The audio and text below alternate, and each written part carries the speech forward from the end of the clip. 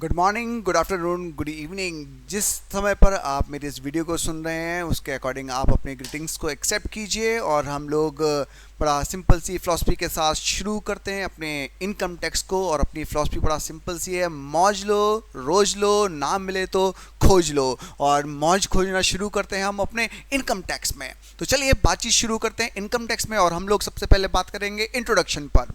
और मैं इंट्रोडक्शन में बात करूंगा कि आपका सब्जेक्ट क्या है, आपके सब्जेक्ट में किस किस चीज़ के रिगार्डिंग क्वेश्चंस पूछे जाते हैं, क्वेश्चन पूछने का पैटर्न क्या है, और मैं बताऊंगा आपको अपने बारे में। सबसे पहले मैं आपको अपने बारे में बताता हूं। Myself CA Ankit Varshney, I am qualified chartered accountant. और मैंने अपना CA जो है वो 2011 में पास किया था अपने 23 साल की उम्र में। और मैं एक प्रैक्टिसिंग चार्टर्ड अकाउंटेंट भी हूँ। मैं एक 33 ईयर ओल्ड फर्म में एज ए पार्टनर काम भी कर रहा हूँ। बैंक ऑडिट हमारा स्पेशलाइजेशन है, साथ में इनकम टैक्स एक्ट में और GST के भी केसेस को हम लोग डील करते हैं। खैर ये इन चीज़ों को हम लोग अलग रखते हैं और हम लोग बात करते हैं अब अपने सब्जेक्ट के बारे में। चलिए पहले हम थोड़ा सा सब्जेक्ट के बारे में इंट्रोडक्शन लेते हैं, उसके बाद में हम लोग अपने पढ़ाई को शुरू करेंगे। बेटा जब हम लोग बात करते हैं CA में तो आपका जो ग्रुप 1 है उसमें आपका जो पेपर नंबर 4 है वो है आपका टैक्सेशन। क्या है पेपर नंबर 4? टैक्सेशन। तो जो पेपर नंबर 4 टैक्सेशन है वो आपके 100 मार्क्स के लिए है। और इस 100 मार्क्स में आप लोगों से बेटे 2 चीजें पूछी जाएंगी। 2 चीजें सर जी क्या क्या पूछी जाएंगी? तो एक डायरेक्ट टैक्स पूछा जाएगा, एक आप लोगों से इनडायरेक्ट टैक्स पूछा जाएगा। जो डायरेक्ट टैक्स है उसमें आप लोगों से क्या पूछा जाएगा? तो इनकम टैक्स पूछा जाएगा। और इनडायरेक्ट टैक्स में आप लोगों से केवल गुड्स एंड सर्विस टैक्स, जिसको हम लोग प्यार से GST बोलते हैं, वो भी पूछा जाएगा। अब हम थोड़ा सा और बात को आगे बढ़ाते हैं। बेटा जो आपका CA इंटरमीडिएट टैक्सेशन है उसमें जो इनकम टैक्स है और जो GST है इनके बीच में जो रेशो रहता है वो रेशो 60:40 का रहता है। मतलब 60 मार्क्स के लिए आप लोगों से इनकम टैक्स पूछा जाता है और वहीं पर 40 मार्क्स के लिए आप लोगों से GST पूछा जाता है। और इनमें जो क्वेश्चंस हैं वो क्वेश्चंस किस तरीके से पूछे जाते हैं तो मैं आपको बता देता हूं कि आपको जो क्वेश्चंस पूछे जाएंगे 30% जो क्वेश्चंस होंगे वो MCQ होंगे और जो 70% पेपर होगा वो आपका सब्जेक्टिव होगा। सब्जेक्टिव मतलब आपको क्वेश्चन दिया होगा, आपको उसका आंसर, अगर थ्योरी क्वेश्चन है तो लिखना पड़ेगा, अगर न्यूमेरिकल है तो आपको उसको सॉल्व करके दिखाना पड़ेगा। पर मल्टीपल चॉइस क्वेश्चन आपको किसी भी तरीके से सॉल्व करने की ज़रूरत नहीं है। आपको एक OMR शीट मिलेगी, आप अपने कॉपी पर, अपने रफ कॉपी पर, अपने कैलकुलेटर पर इसको सॉल्व कीजिए और सीधे OMR शीट में आप सही आंसर को सर्किल कर दीजिए। तो ये 30 नंबर के मल्टीपल चॉइस क्वेश्चन रहेंगे। मल्टीपल चॉइस क्वेश्चन जो 30 और ये 70 का रेशियो है ये 60-40 सेम पैटर्न में बढ़कर चलेगा। मतलब 6:4 का रेशियो है। तो डायरेक्ट टैक्स में आप लोगों से 18 मार्क्स के लिए पूछे जाएंगे और IDT में आप लोगों से 12 मार्क्स के लिए मल्टीपल चॉइस क्वेश्चन पूछे जाएंगे। मल्टीपल चॉइस क्वेश्चंस का इन्होंने जो तरीका है वो रिसेंटली चेंज किया है। और अब यहाँ पर मल्टीपल चॉइस क्वेश्चंस जो होंगे वो आप लोगों से 2 तरीके से पूछे जाएंगे। 2 तरीके से कैसे? पहला case study based. Case study based आपको एक केस स्टडी बनाकर दे दी जाएगी और उसमें आपको 2 या उससे ज़्यादा 3-4 टॉपिक से मिलकर कुछ 4-5 मल्टीपल चॉइस क्वेश्चंस दिए जाएंगे जिनका आपको आंसर करना पड़ेगा। ध्यान से सुनते रहेंगे। केस स्टडी मिलेगी जिसमें मल्टीपल टॉपिक से रिलेटेड आपके मल्टीपल चॉइस क्वेश्चंस हो सकते हैं जिनका आपको आंसर करना पड़ेगा। बाकी आपके जो मल्टीपल चॉइस क्वेश्चंस होंगे वो इंडिविजुअल टॉपिक से रिलेटेड भी होंगे। मल्टीपल चॉइस क्वेश्चन आपके 1 मार्क्स के भी होंगे, 2 मार्क्स के भी होंगे, ठीक है। और दूसरी सबसे बड़ी बात, यहाँ पर जो मल्टीपल चॉइस क्वेश्चन हैं उसमें किसी भी तरीके से नेगेटिव मार्किंग नहीं है।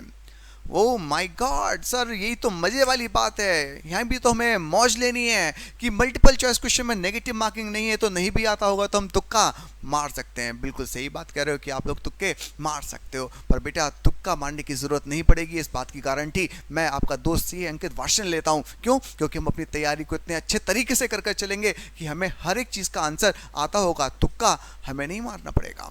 तो खैर मैं आपको मल्टीपल चॉइस क्वेश्चन के बारे में बता रहा था। मल्टीपल चॉइस क्वेश्चन से फ़ायदा होगा, नुकसान होगा, क्या नहीं होगा, हमें काम करने में आसानी होगी, नंबर कटेंगे, क्या होगा। तो बेटा मेरे हिसाब से मल्टीपल चॉइस क्वेश्चन से काम बहुत आसान हो जाता है। कई बार मल्टीपल चॉइस क्वेश्चन भले ही ट्रिकी रहते हैं पर काम करना हमारे लिए आसान होता है। जब मल्टीपल चॉइस क्वेश्चन आते हैं तो इनको करने में हमें ज़्यादा टाइम नहीं लगता। जब ज़्यादा टाइम नहीं लगता तो कम समय में मल्टीपल चॉइस क्वेश्चंस करेंगे, जो समय बचेगा उसमें सब्जेक्टिव करेंगे। सब्जेक्टिव के लिए ज़्यादा टाइम मिलेगा, ऐसे में हम अपने 100% पेपर को क्या कर सकते हैं, पूरा कर सकते हैं। दूसरा फायदा मैंने आपको बता दिया, नेगेटिव मार्किंग है ही नहीं, है ना। तीसरी बात, कोई भी किसी तरीके का एक्सप्लेनेशन नहीं देना है ना।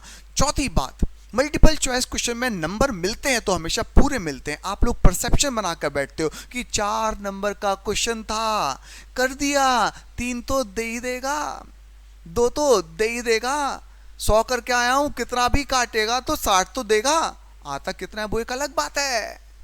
पर आप लोगों की एक्सपेक्टेशन तो यही रहती है।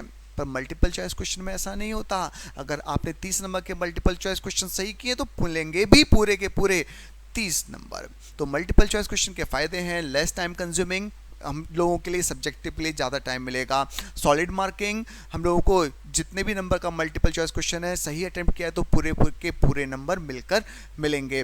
तीसरा, नो नेगेटिव मार्किंग, अगर इनकेस कोई क्वेश्चन गलत भी हो जाता है तो हमारे किसी भी तरीके से नंबर कटने वाले नहीं हैं। ये मल्टीपल चॉइस क्वेश्चन का पैटर्न रहेगा। OMR शीट पर रहेगा, आंसर करना है और बात खत्म। सब्जेक्टिव क्वेश्चंस रहेंगे। सब्जेक्टिव क्वेश्चंस आप लोगों के 14 मार्क्स के भी रहते हैं, इंडिविजुअल का आप मतलब एक सिंगल क्वेश्चन 40 मार्क्स का भी रह जाता है। इनकम टैक्स में अलग अलग टॉपिक से आपके 7, 5, 6, 8 किसी भी तरीके से बाइफ्रिकेट करके क्वेश्चंस भी पूछे जाते हैं।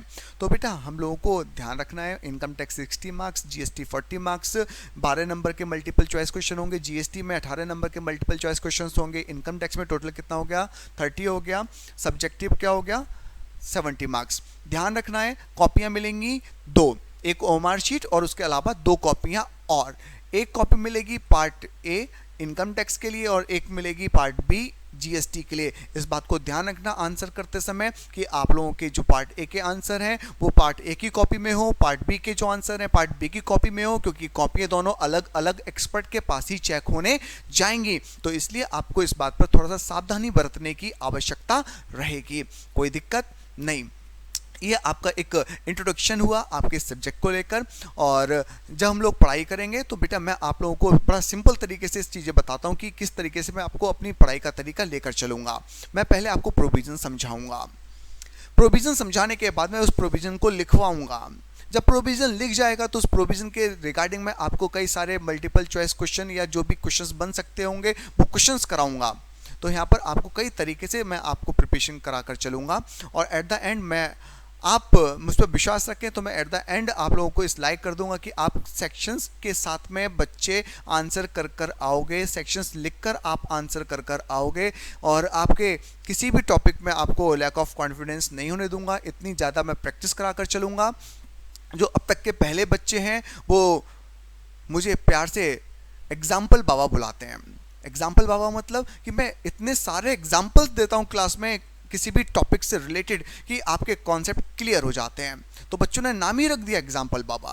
बाबा नाम ही बड़ा रिस्की है पर क्या करें, आप लोगों का प्यार है तो इसको लेना तो पड़ता ही है। तो बाबा ही सही पर प्यार तो मिल रहा है, तो जिस चीज़ में प्यार मिल रहा है उस चीज़ में प्यार लेते चलो, मौज लेते चलो। तो बेटा ठीक है, ये आपके सब्जेक्ट का इंट्रोडक्शन हुआ और चलिए अब हम अपना स्टार्ट करते हैं इनकम टैक्स।